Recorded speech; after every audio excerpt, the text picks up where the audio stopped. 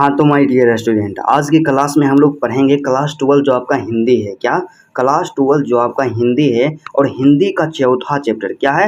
हिंदी का चौथा चैप्टर, और जिसका नाम क्या है? अर्धनारीश्वर। क्या जिसका नाम अर्धनारीश्वर है। आज इस चैप्टर के हम लोग क्या करेंगे? सभी मोस्ट इंपोर्टेंट क्वेश्चन का सॉल्यूशन करेंगे। तो आप लोग से रिक्वेस्ट है, यदि आप मेरे चैनल पे नए हैं तो चैनल को जरूर सब्सक्राइब कर लीजिएगा, क्योंकि माय डियर स्टूडेंट मेरा टारगेट यही है कि हम लोग क्या करेंगे, इस जितने भी हिंदी का चैप्टर है सभी चैप्टर का हम लोग क्या करेंगे, चैप्टर वाइज PYQ क्वेश्चन को तैयार करेंगे। क्या करेंगे? चैप्टर वाइज की PYQ क्वेश्चन को तैयार करेंगे, और उसके बाद जब चैप्टर वाइज PYQ क्वेश्चन हो जाएगा तो मॉडल पेपर का सॉल्यूशन करेंगे। क्या करेंगे? मॉडल पेपर का सॉल्यूशन करेंगे।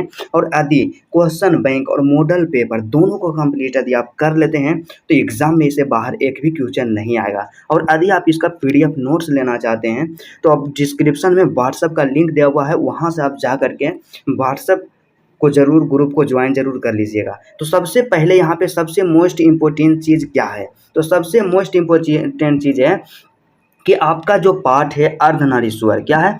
आपका जो पाठ है यहाँ पे जो दिया गया है पाठ क्या है? अर्धनारीश्वर। तो अर्धनारीश्वर के जो लेखक हैं क्या है? कौन है? रामधारी सिंह दिनकर जी हैं। कौन है? रामधारी सिंह दिनकर जी हैं। और आपको एक चीज़ और पता होना चाहिए कि अर्धनारीश्वर जो है ना एक निबंध है। क्या है? अर्धनारीश्वर एक निबंध है। ठीक है। उसके बाद यहाँ से हम लोग क्या करते हैं, निर्देश को पढ़ेंगे, क्योंकि आप लोग जब भी एग्जाम देने के लिए जाइएगा तो आपका जो पेपर रहेगा उससे पहले पेपर का सॉल्यूशन करने से पहले आपको निर्देश जरूर पढ़ना चाहिए। तो निर्देश क्या यहाँ पे कह रहा है, शो कर रहा है कि निर्देश के बारे में बात किया जाए तो 2011 से क्या 2011 से 24 तक पूछे गए सभी अत्यंत महत्वपूर्ण प्रश्न। क्या 2011 से 2024 तक जितने भी प्रश्न पूछा गया है बिहार बोर्ड इंटर एग्जाम के द्वारा सभी का हम लोग विस्तार पूर्वक सॉल्यूशन करेंगे। और चाहे वह क्या हो, इसके अंतर्गत हम लोग क्या करेंगे, ऑब्जेक्टिव प्रश्न का अध्ययन करेंगे, लघुत्तरीय प्रश्न का, दीर्घोत्तरीय प्रश्न का, और उसके साथ ही साथ हम लोग क्या देखेंगे, व्याख्यात्मक प्रश्न देखेंगे। क्या देखेंगे माय डियर स्टूडेंट? सप्रसंग व्याख्यात्मक प्रश्न। और सभी प्रश्नों का अध्ययन मात्र एक ही वीडियो में करेंगे। और आपको क्या है, हमेशा हम लोग 100% श्योर करवाते हैं कि यदि आप क्या कीजिए, यदि आपको बेहतर अंक लाना है तो चैप्टर वाइज ऑब्जेक्टिव क्वेश्चन तैयार कीजिए, सब्जेक्टिव क्वेश्चन तैयार कीजिए, और एग्जाम में जो क्वेश्चन आएगा उससे बाहर नहीं आएगा। तो चलिए आज का क्लास बिना टाइम का इन्वेस्ट किए मेरे दोस्त स्टार्ट करते हैं। तो सबसे पहला यहाँ पे क्या है, सबसे पहला सेक्शन यहाँ पे है वस्तुनिष्ठ प्रश्न। क्या है? वस्तुनिष्ठ प्रश्न। तो वस्तुनिष्ठ प्रश्न में सबसे पहला क्वेश्चन यहाँ पे जो दिया गया है क्या है, पहला क्वेश्चन जो कि मोस्ट इंपोर्टेंट है कि अर्धनारीश्वर शीर्षक पाठ के लेखक कौन है। काफ़ी मोस्ट इंपोर्टेंट और बिल्कुल आसान प्रश्न है। और यही प्रश्न जो है ना 2011, 2018 और 2021 में पूछा जा चुका है कि अर्धनारीश्वर शीर्षक पाठ के लेखक कौन है। तो इसका जो सही आंसर हो जाएगा कि अर्धनारीश्वर शीर्षक पाठ के लेखक कौन है, रामधारी सिंह दिनकर हैं। कौन है? रामधारी सिंह दिनकर है। ऑप्शन नंबर यहाँ पे जो सी है बिल्कुल करेक्ट आंसर है। ठीक है। उसके बाद अगला जो यहाँ पे क्वेश्चन दिया गया है दूसरा प्रश्न जो कि 2020 में पूछा जा चुका है बिहार बोर्ड के द्वारा। तो क्वेश्चन क्या है? क्वेश्चन है कि दिनकर जी को निम्न में से कौन सा पुरस्कार दिया गया था। क्या है कि दिनकर जी को निम्न में से कौन सा पुरस्कार दिया गया था। काफ़ी मोस्ट इंपोर्टेंट प्रश्न है। तो ऑप्शन के बारे में बात कर लिया जाए तो ऑप्शन ए जो कहता है क्या है, पद्मश्री पुरस्कार है, पद्म विभूषण पुरस्कार है, अब पद्म विभूषण पुरस्कार है, और ऑप्शन यहाँ पे डी जो है पद्म पुरस्कार है। तो इसका जो सही आंसर होगा ऑप्शन नंबर सी। क्या है? ऑप्शन नंबर सी इसका आंसर होगा कि पद्म विभूषण पुरस्कार से रामधारी सिंह दिनकर जी को क्या किया गया था, पुरस्कृत किया गया था। ठीक है। उसके बाद अगला क्वेश्चन के बारे में बात किया जाए जो कि मोस्ट इंपोर्टेंट प्रश्न है। क्या है क्वेश्चन माय डियर स्टूडेंट, जो कि 2024 और 2020 में पूछा गया था कि अर्धनारीश्वर कल्पित रूप है। मतलब अर्धनारीश्वर जो है किसका कल्पित रूप है। ऑप्शन के बारे में बात कर लिया जाए तो ऑप्शन ए कहता है कि राधा कृष्णा का, ऑप्शन बी शंकर और पार्वती का, ऑप्शन सी राम और सीता का, और ऑप्शन डी गणेश और लक्ष्मी का। इसका जो सही आंसर होगा बिल्कुल 100% कि अर्धनारीश्वर जो है शंकर और पार्वती का कल्पित रूप है। क्या है? शंकर और पार्वती का कल्पित रूप है। और जिसमें से क्या है कि आधा अंग जो होता है पुरुष का और आधा अंग महिला का होता है। ठीक है। उसके बाद यहाँ पे चौथा क्वेश्चन जो दिया गया है क्या है, 2019 में ही पूछा गया था, क्या 2019 में पूछा गया है कि ज्ञानपीठ पुरस्कार से सम्मानित रचना है, क्या ज्ञानपीठ पुरस्कार से सम्मानित रचना है। काफ़ी मोस्ट इम्पोर्टेंट प्रश्न है। तो ऑप्शन के बारे में बात कर लिया जाए, Urvashi, option B Renuka, option C Kurukshetra और ऑप्शन डी इनमें से कोई नहीं। तो इसका जो सही आंसर होगा कि रामधारी सिंह दिनकर द्वारा रचित रचना जो है उर्वशी, क्या उर्वशी जो है ज्ञानपीठ पुरस्कार से सम्मानित है, क्या ज्ञानपीठ पुरस्कार से सम्मानित है। ठीक है, उसके बाद अगला क्वेश्चन के बारे में बात कर लिया जाए तो यहाँ पे अगला जो 5वां क्वेश्चन है, क्या 5वां क्वेश्चन क्या है माय डियर स्टूडेंट, इसको थोड़ा सा हम लोग जूम कर लेते हैं ताकि आपको देखने में कोई परेशानी नहीं हो। तो क्या है 5वां क्वेश्चन है कि रामधारी सिंह दिनकर की रचना है। 2023 और 2024 में पूछा गया था और 25 के लिए इम्पोर्टेंट कर दीजिएगा। और एक चीज़ आप लोग हमेशा गौर कीजिएगा कि आप लोग क्या करते हैं कि कुछ चैप्टर का आप लोग PY क्वेश्चन को तैयार कर लेते हैं और कुछ को छोड़ देते हैं, लेकिन ऐसा आपको मिस्टेक नहीं करना है, क्योंकि यदि आप एक चैप्टर का तैयार करते हैं तो उससे ऑब्जेक्टिव पूछा जाएगा, तो मात्र 3 से 4 ही ऑब्जेक्टिव पूछा जा सकता है। यदि पूरा ऑब्जेक्टिव जो 100 ऑब्जेक्टिव पूछा जाता है वह पूरा जो आपका सिलेबस रहता है, हिंदी का बुक रहता है, पूरा किताब से रहता है। तो आप लोग क्या कीजिए, सभी चैप्टर का जरूर तैयार कीजिएगा। ठीक है, तो क्वेश्चन क्या था कि रामधारी सिंह दिनकर की रचना है। तो रामधारी सिंह की दिनकर की जो रचना है क्या है, अर्धनारीश्वर है। क्या अर्धनारीश्वर है? ऑप्शन नंबर यहाँ पे ए जो होगा सही होगा। ठीक है, ऑप्शन नंबर ए बिल्कुल सही आंसर है। उसके बाद अगला जो यहाँ पे 6ठा प्रश्न है जो कि 2022 में पूछा गया था कि अर्धनारीश्वर शीर्षक पाठ हिंदी साहित्य की कौन विधा है। मतलब अर्धनारीश्वर जो है हिंदी साहित्य की कौन सी विधा है, मतलब क्या है, निबंध है या कविता है या आत्मकथा है या जीवनी है। तो इसका जो बारे में बात किया जाए तो अर्धनारीश्वर जो है ना, आपको हम स्टार्टिंग में ही बताए हैं कि अर्धनारीश्वर एक निबंध है। क्या है, अर्धनारीश्वर जो चैप्टर है अर्धनारीश्वर क्या है, एक निबंध है। ऑप्शन नंबर बी जो होगा इसका सही आंसर होगा। क्या, ऑप्शन नंबर बी सही आंसर होगा। उसके बाद 7वां क्वेश्चन यहाँ पे जो दिया गया है क्या है कि रामधारी सिंह दिनकर किस विश्वविद्यालय में उप कुलपति के पद पर थे। और 2023 में क्वेश्चन पूछा गया है कि रामधारी सिंह दिनकर जी जो थे किस विश्वविद्यालय में उप कुलपति के पद पर रहे हैं। तो ऑप्शन के बारे में बात किया जाए, ऑप्शन ए भागलपुर विश्वविद्यालय, ऑप्शन बी रांची विश्वविद्यालय, ऑप्शन सी पटना विश्वविद्यालय और ऑप्शन डी पाटलिपुत्रा विश्वविद्यालय। तो इसका जो सही आंसर हुआ कि रामधारी सिंह दिनकर जो थे भागलपुर विश्वविद्यालय में उप कुलपति के पद पर थे। किस विश्वविद्यालय में, भागलपुर। क्या भागलपुर, ऑप्शन नंबर यहाँ पे क्या होगा, ए हो जाएगा। क्या, ऑप्शन नंबर ए। उसके बाद 8वां और ऑब्जेक्टिव का सबसे लास्ट क्वेश्चन है जो कि 2023 में पूछा गया था कि अर्धनारीश्वर शीर्षक निबंध में शंकर और पार्वती का किस प्रकार का रूप वर्णित है। मतलब हम लोग जानते हैं कि अर्धनारीश्वर जो है शीर्षक एक निबंध है और जिसमें कि शंकर और पार्वती का किस रूप का वर्णन किया गया है। तो ऑप्शन ए कहता है आदर्श रूप का, ऑप्शन बी अर्थार्थ का, ऑप्शन सी कल्पित का और ऑप्शन डी वास्तविक का।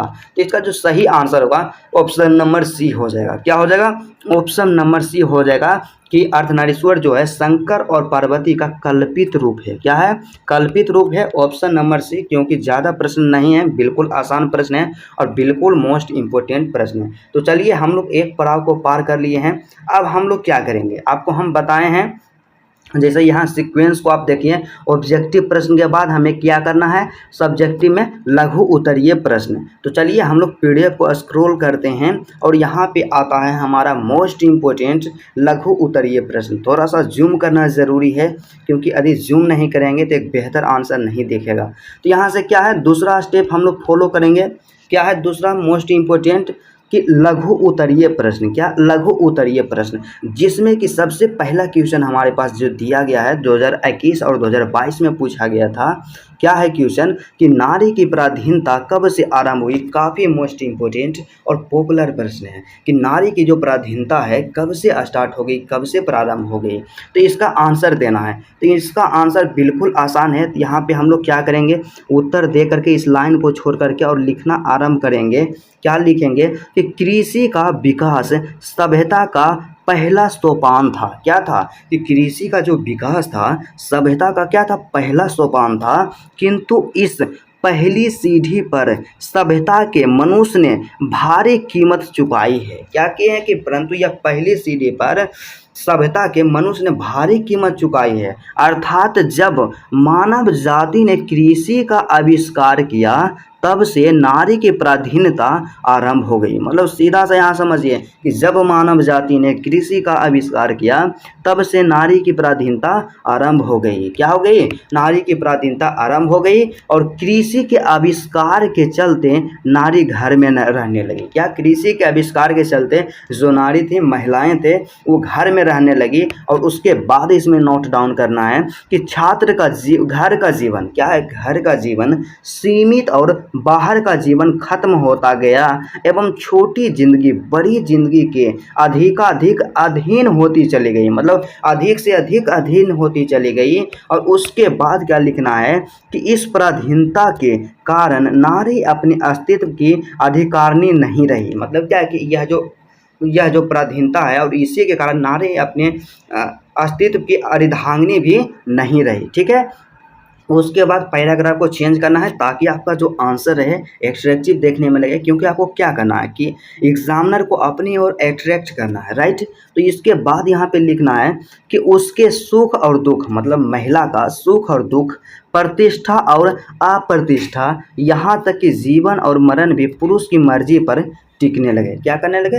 जीवन और मरण तक भी पुरुष की मर्जी पर टिकने लगा। काफ़ी मोस्ट इंपॉर्टेंट है। और यदि आप इतना लिख देते हैं तो आपको 2 में से 2 अंक ज़रूर दिया जाएगा।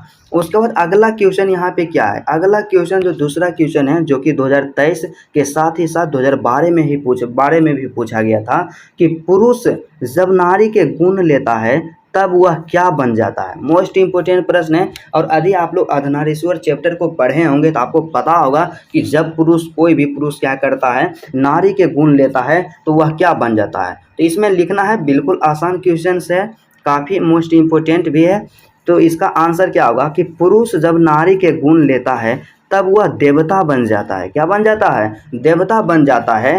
नारियों में पाए जाने वाला गुण, मतलब महिलाओं में पाए जाने वाला गुण, दया, माया, क्षमता, ममता, सहिष्णुता और भीरुता, जब पुरुष में आ जाता है तो वह देवता बन जाता है। क्या होता है? वह देवता बन जाता है। और यदि आप इतना लिखते हैं, एक बेस्ट आंसर है और आपको 2 में से 2 अंक तो ज़रूर दिया जाएगा। क्या? ज़रूर दिया जाएगा। उसके बाद तीसरा क्वेश्चन की ओर हम लोग बढ़ते हैं, जो कि मोस्ट इंपोर्टेंट है और 2024 में पूछा जा चुका है। और यह जो क्वेश्चन है 2025 में नहीं पूछेगा। क्योंकि आपको पता होना चाहिए कि जो क्वेश्चन 2024 में पूछा लगातार 25 में नहीं पूछेगा, और जो क्वेश्चन 25 में पूछेगा ना वह 26 में नहीं पूछेगा। ठीक है। तो इसमें थोड़ा सा आप लोग देख लीजिए क्या है कि बुद्ध ने आनंद से क्या कहा, मतलब महात्मा बुद्ध ने आनंद से क्या कहा। और अर्धनारीश्वर शीर्षक निबंध के अनुसार इसको क्या करना है? लिखना है। तो यहाँ पे हम लोग लिखेंगे इसमें कि अर्धनारीश्वर शीर्षक निबंध के अनुसार नारियों के बौद्ध धर्म में प्रवेश करने के कारण बुद्ध ने आनंद से कहा। मतलब अर्धनारीश्वर शीर्षक जो पाठ है उसके अनुसार क्या है कि नारियों के बौद्ध, मतलब महिलाओं ने जब बौद्ध धर्म में प्रवेश किए और उसी कारण से बुद्ध ने आनंद से कहें कि उन्होंने जो धर्म चलाया था, मतलब महात्मा बुद्ध ने जो धर्म चलाए थे वह 5 सहस्त्र वर्ष तक चलने वाला था, लेकिन अब केवल 100 वर्ष तक चलेगा। नारियां जो इस धर्म में प्रविष्ट हो गई। मतलब सीधा साफ समझिए ना कि महात्मा बुद्ध यही कहते हैं कि हमारे द्वारा जो धर्म चलाया गया था वह धर्म जो है ना 5 सहस्त्र वर्षों तक चलने वाला था, लेकिन अब क्या होगा, जब से नारी के इस धर्म में प्रवेश हुआ है वह केवल 500 वर्षों तक ही चलेगा। क्या चलेगा? वह केवल 500 वर्षों तक ही चलेगा। तो चलिए उसके बाद हम लोग तीसरा स्टेप की ओर बढ़ते हैं। तो तीसरा स्टेप के बारे में बात किया जाए तो क्या है? दीर्घ उत्तरीय प्रश्न है। क्या? दीर्घ उत्तरीय प्रश्न है। और इससे क्या है कि अक्सर स्टूडेंट डरते हैं, कहते हैं कि हमसे आधे नहीं होगा इतना। तो आपको देखिए आद करना है, आद करना पड़ेगा, जैसे चाहें जैसे आप आद कीजिए। क्योंकि यदि आपको बेहतर बनना है तो थोड़ा सा दूसरे से हट के आपको मेहनत ज़रूर करना होगा। क्योंकि यदि आप औरों की तरह मेहनत कीजिएगा तो आप एक नॉर्मल ही बनकर रह जाइएगा। तो आपको क्या करना होगा, इसे हर हाल में रट जाना होगा। क्योंकि 2025 के लिए जो इम्पोर्टेंट यह क्वेश्चन है। तो क्या है क्वेश्चन? क्वेश्चन कि अर्धनारीश्वर निबंध में व्यक्त, यहाँ व्यक्ति नहीं, यहाँ आप लोग व्यक्त कर लीजिएगा कि अर्धनारीश्वर निबंध में व्यक्त विचारों को संक्षेप में लिखें। मतलब अर्धनारीश्वर जो निबंध है उसमें जितने भी तमाम व्यक्त विचार किए गए हैं रामधारी सिंह दिनकर जी के द्वारा, उसको क्या करना है, संक्षेप में लिखना है। ठीक है, या इसी क्वेश्चन को दूसरा रूप से कैसे पूछेगा कि अर्धनारीश्वर शीर्षक निबंध का सारांश अपने शब्दों में लिखें। दोनों में से किसी भी प्रकार का आ जाए ना, दोनों में से कोई भी क्वेश्चन, तो इसका आंसर यही होगा। क्या इसका आंसर एक ही होगा। और यह क्वेश्चन आपको बता देते हैं कि 2018, 2021 और 2021 के साथ ही साथ 2023 में भी पूछा गया है, इसलिए आप इसको मोस्ट VVI कर दीजिएगा। क्या कर दीजिएगा, MVVI, क्या MVVI 2025 के लिए। ठीक है, तो आप लोग क्या है कि थोड़ा सा आप लोग लॉन्ग क्वेश्चन को थोड़ा सा आप लोग समझ करके देखिएगा तो बिल्कुल आसान है, क्योंकि रटने से ज़्यादा ज़रूरी है समझना। पहले 1-2 बार उसको 3-4 बार पढ़िएगा तो कुछ ऐसा पॉइंट्स होगा जो आपके दिमाग में आ जाएगा, और जब आप उसको याद कीजिएगा तो बिल्कुल आसानी से याद होगा। तो इसमें सबसे पहले हम लोग लिखेंगे उत्तर दे करके कि अर्धनारीश्वर पाठ के निबंधकार राष्ट्र कवि रामधारी सिंह दिनकर हैं। क्या है, सबसे पहले ही तो बताएंगे ना कि अर्धनारीश्वर जो पाठ है उसके लेखक कौन है या निबंधकार कौन है। ठीक है, ये जान गए। उसके बाद थोड़ा सा लिखना है पैराग्राफ चेंज करके। दिनकर जी कहते हैं कि अर्धनारीश्वर शंकर और पार्वती का कल्पित रूप है। क्या है कि शंकर और पार्वती का कल्पित रूप अर्धनारीश्वर है, जिसका आधा अंग पुरुष और आधा अंग नारी का होता है। क्या होता है कि जिसका आधा अंग पुरुष का और आधा अंग नारी का होता है। निबंधकार कहते हैं कि नारी पुरुष गुणों की दृष्टि से समान है। क्या है कि रामधारी सिंह दिनकर जी का कहना है, उनका मत है कि नारी और पुरुष है गुणों की दृष्टि से समान है। क्या, गुणों की दृष्टि से समान है। उसके बाद यहाँ से लिखते हैं कि यदि नर में दया, ममता, धैर्य, सेवा आदि की विशेषताएं आ जाएं तो उनका व्यक्तित्व धूमिल नहीं बनता बल्कि और निखर जाता है। क्योंकि अक्सर लोग क्या कहते हैं कि यदि नारी का कोई भी गुण, महिला का कोई भी गुण पुरुष के अंदर चलाता है तो उनका मजाक उड़ाते हैं, बोलते हैं कि मतलब उनका जो व्यक्तित्व है धूमिल हो जाता है। लेकिन ऐसा नहीं है, यदि उनके अंदर यह तमाम गुण आता है तो उनका व्यक्तित्व धूमिल नहीं होता है बल्कि और अधिक निखर जाता है। ठीक है, उसके बाद फिर क्या है कि इसी प्रकार प्रत्येक स्त्री में पुरुष का तत्व होता है। क्या होता है, प्रत्येक स्त्री में पुरुष का तत्व होता है, परंतु उसे कोमल शरीर वाली पुरुष को आनंद देने वाली रचना, घर की दीवारों में रहने वाली मानसिकता उसे अलग बनाती है और इसलिए इसे दुर्बल कहा जाने लगा है। समय बीतने के साथ साथ पुरुषों ने महिलाओं के अधिकार को दबाया है। क्या है कि जैसे जैसे समय बीतता गया है वैसे वैसे पुरुषों ने महिलाओं के अधिकार को दबाया है और पुरुष और स्त्री के बीच अधिकार और हक का बंटवारा हो गया है। क्या हो गया कि पुरुष और स्त्री के बीच अधिकार और हक का बंटवारा हो गया है। महिलाओं को सिर्फ सुख देने का साधन समझा जाने लगा है। क्या जाने लगा कि महिलाएं जो है उसे सिर्फ एक सुख देने का साधन समझा जाने लगा है। ठीक है, उसके बाद पैराग्राफ को चेंज करके लिखना है। यहाँ से क्या हो जाएगा कि दिनकर की स्त्री के प्रति, क्या दिनकर जी स्त्री के प्रति टैगोर, प्रसाद और प्रेमचंद जैसे कवियों के विचार से असहमत थे। क्या असहमत थे, क्या थे, असहमत। निबंधकार कहते हैं कि प्रत्येक नर को एक हद तक नारी और नारी को एक हद तक नर बनना भी आवश्यक है। मतलब क्या है कि रामधारी सिंह दिनकर जी कहते हैं कि प्रत्येक पुरुष को एक हद तक स्त्री और प्रत्येक स्त्री को एक हद तक पुरुष भी बनना जरूरी है। ठीक है, गांधी जी ने अपने जीवन के अंतिम दिनों में नारीत्व की साधना की थी। क्या किए थे, गांधी जी ने अपने अंतिम जीवन में नारीत्व की साधना किए थे। और यदि आप इतना लिखते हैं और इस तरह से लिखते हैं तो 5 अंक का प्रश्न है, तो आपको 5 में से तो 5 अंक जरूर दिया जाएगा, क्योंकि जैसे ही एग्जामिनर आंसर को पढ़ेगा तो सीधे अट्रैक्ट हो जाएगा। और डिपेंड करता है कि आपका हैंड राइटिंग कैसा है, क्योंकि यदि आपको एक बेहतर अंक लाना है तो हैंड राइटिंग का होना भी ज़रूरी होता है। तो चलिए अगला दूसरा प्रश्न इसी में है। दूसरा क्वेश्चन क्या है कि नारी तो हम हूँ करी तब ना किया विचार, जब जानी तब पड़ी हरी, नारी महाविकार। उपर्युक्त कविता पंक्तियों का भावार्थ अपने शब्दों में लिखिए, जो कि 2012 और 2013 में पूछा गया था। क्या करना है कि यह जो पंक्ति दिया गया है इसका भावार्थ अपने शब्दों में लिखना है। तो इसका भावार्थ क्या होगा? तो इसका भावार्थ होगा कि प्रस्तुत पंक्तियां हमारे हिंदी पाठ्य पुस्तक के अर्धनारीश्वर नामक शीर्षक निबंध पाठ से उद्गृहित है, जिसके निबंधकार राष्ट्रकवि रामधारी सिंह दिनकर जी हैं। सबसे पहले क्या है, जब भी सप्रसंग व्याख्या करना हो या भावार्थ लिखना है तो हम लोग 3 स्टेप को फॉलो करते हैं। हम बार बार आपको बताते हैं। सबसे पहला स्टेप, वह जो लाइन है या पंक्ति है कहाँ से लिया गया है, उसके लेखक या कवि कौन है, और उस पंक्ति के माध्यम से लेखक या कवि क्या कहना चाहते हैं। तो 2 चीज़ हम लिखें और आप लिखेंगे कि इसके माध्यम से हमें क्या कहना चाहते हैं। तो पैराग्राफ को चेंज करके लिखना है कि दिनकर जी कहते हैं कि धर्म साधक महात्मा और साधु नारियों से भाई खाते थे। क्या है कि जो भी धर्म साधक थे, जैसे कि महात्मा और साधु, नारियों से भाई खाते थे। क्या नारियों से भाई खाते थे?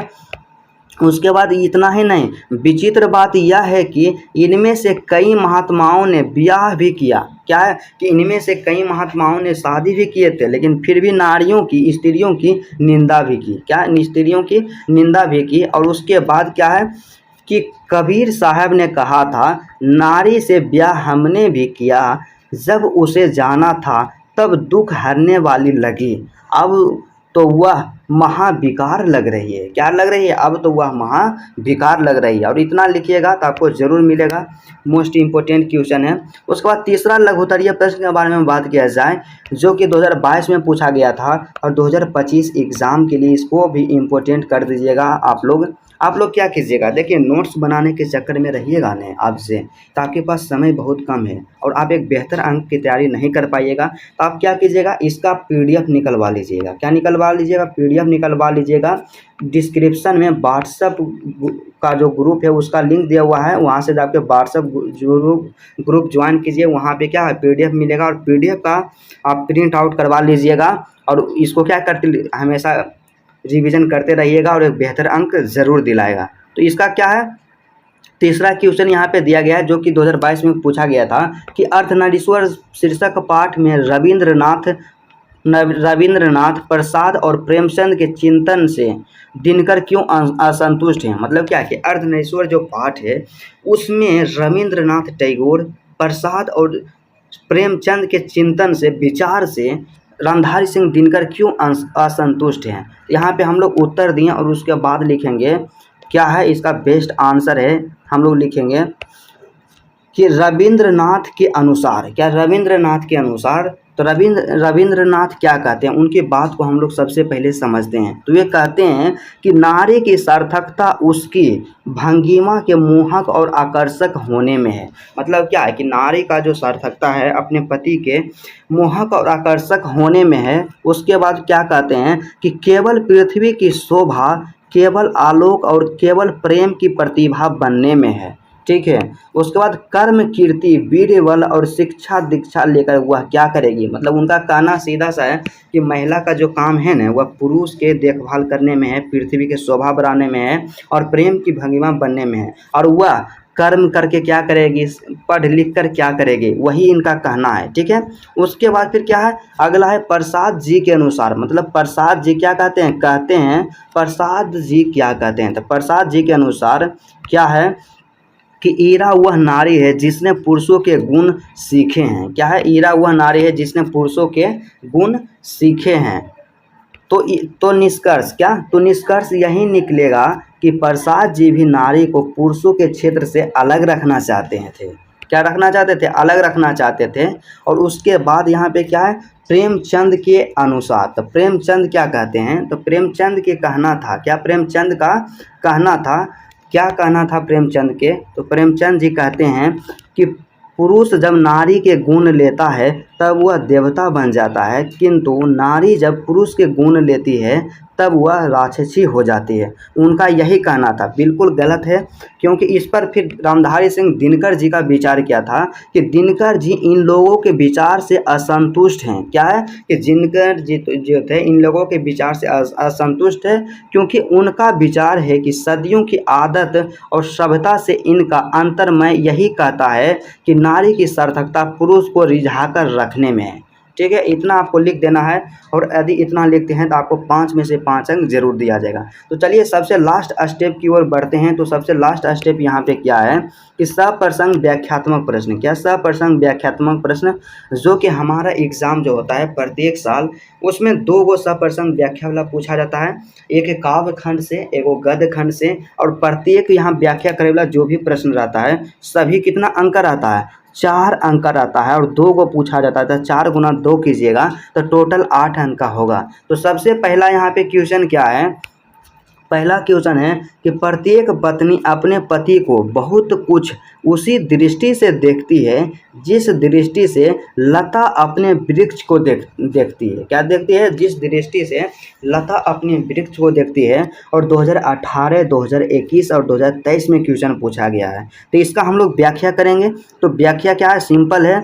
यहाँ से हम लोग लिखना स्टार्ट करेंगे कि प्रस्तुत पंक्तियाँ रामधारी सिंह दिनकर द्वारा रचित निबंध अर्धनारीश्वर से उद्घृत है। क्या अर्धनारीश्वर से उद्घृत है? और उसके बाद यहाँ पे हमें लिखना है थोड़ा सा, क्या है कि इस पंक्ति के माध्यम से लेखक ने नारी जाति की पराधीनता मतलब गुलामी की बात बताई है। क्या बताई है? पराधीनता की बात बताई है। लेखक का कहना है कि कृषि का विकास सभ्यता का पहला सोपान था, किंतु उस पहली सीढ़ी पर सभ्यता ने मनुष्य से भारी कीमत वसूल कर ली है।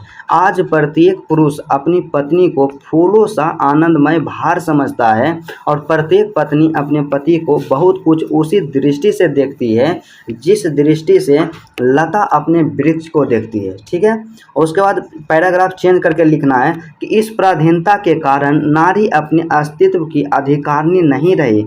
उसके सुख और दुख, प्रतिष्ठा और अप्रतिष्ठा, यहाँ तक कि जीवन और मरण भी पुरुष की मर्जी पर टिकने लगा। बस इसका सप्रसंग व्याख्या यही है। और यदि आप इतना लिखते हैं तो आपको 4 में से 4 अंक जरूर दिया जाएगा। उसके बाद दूसरा यहाँ पे है जो कि सबसे मोस्ट इम्पोर्टेंट प्रश्न है 2025 के लिए, इसको इम्पोर्टेंट कर दीजिएगा क्योंकि लगातार कई वर्षों में पूछा जा चुका है। यहाँ पे सबसे पहले देखिए 2012 में पूछा गया था, 2013 में, 2017 में, 2018 में और 2023 में पूछा गया था।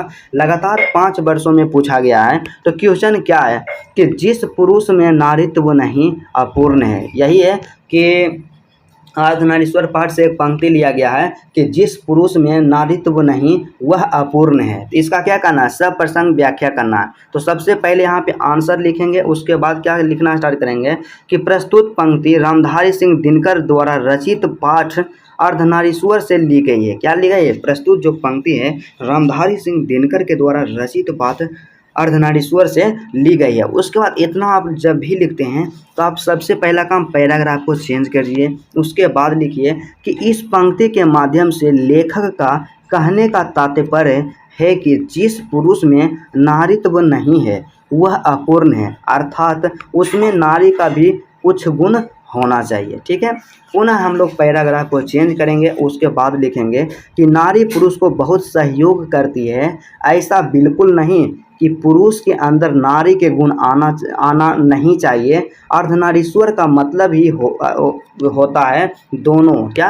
अर्धनारीश्वर का मतलब ही दोनों, अर्थात नर और नारी एक दूसरे के बिना अधूरा है। क्या है कि नर और नारी जो है एक दूसरे के बिना अधूरा है। उसके बाद यहाँ से हमें क्या करना है, यहाँ से हमें लिखना है कि अतः पुरुष में भी नारीत्व होना चाहिए। ऐसा नहीं है तो वह अपूर्ण है। क्या? ऐसा नहीं है तो वह अपूर्ण है। काफ़ी मोस्ट इम्पोर्टेंट और पॉपुलर प्रश्न है। तो चलिए हम लोग क्या है कि तमाम प्रश्नों का विस्तार पूर्वक अध्ययन कर लिए हैं। बस आप क्या कीजिए, यदि वीडियो आपको अच्छा लगा तो वीडियो को दिल से लाइक कीजिएगा और मेरे चैनल पे यदि आप नए हैं मेरे दोस्त तो चैनल को ज़रूर सब्सक्राइब कर लीजिएगा। और एक चीज़ हमेशा आपको बताते हैं कि यदि आपको PDF नोट्स लेना है तो डिस्क्रिप्शन में व्हाट्सएप ग्रुप का लिंक दिया हुआ है, वहाँ से आप जाकर के डिस्क्रिप्शन में से व्हाट्सएप ग्रुप को ज्वाइन कीजिए और वहाँ PDF नोट्स मिलेगा। और PDF नोट्स के लिए आपको किसी भी प्रकार का कोई भी शुल्क नहीं लिया जाएगा, बिल्कुल निःशुल्क है। तो चलिए आज का क्लास यहीं तक रहता है, फिर आपसे मिलते हैं नेक्स्ट वीडियो में और नेक्स्ट चैप्टर के साथ।